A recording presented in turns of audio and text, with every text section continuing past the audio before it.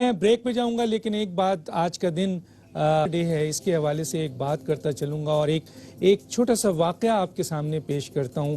जिन लोगों की वालिदैन ज़िंदा हैं वो एक बहुत बड़ी नेमत है, और जिनके लिए जो चले गए हैं उनका फ़र्ज़ है कि वो उनके लिए सदक़े जारिया बने।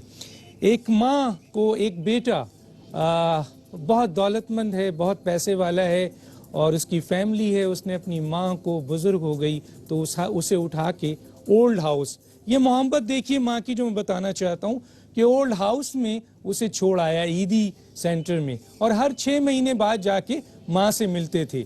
यही सिलसिला चलता रहा, महीना गुजरा, साल गुजरा, साल गुजरा। एक दिन ईदी सेंटर से आवाज़ आई, फ़ोन आया बेटे को कि भाई आप जो हैं जल्दी आइए, मेरा ख्याल है आपकी माँ अब इस दुनिया में ज़्यादा देर नहीं रह सकेगी।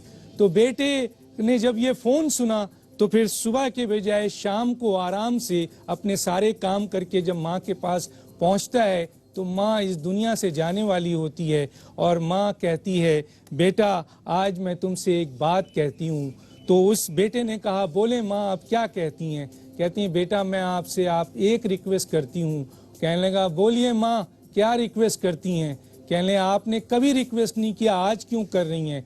कहने लगे बेटा मैं चाहती हूँ कि जिस जगह पर मैं रह रही हूँ यहाँ बेटा पंखा लगवा दो, यहाँ पे बहुत गर्मी है। तो बेटे ने माँ से कहा कि माँ जैसा मैंने सुना है कि अब तो आप जाने वाली हैं और आप अब कह रही हैं पंखा लगवाने को, तो माँ की मोहब्बत देखिए। वो कहती है बेटा मैं तो अब चली जाऊंगी इस तकलीफ को बर्दाश्त करके, लेकिन कल जब तुम्हारी औलाद तुम्हें यहाँ छोड़ के जाएगी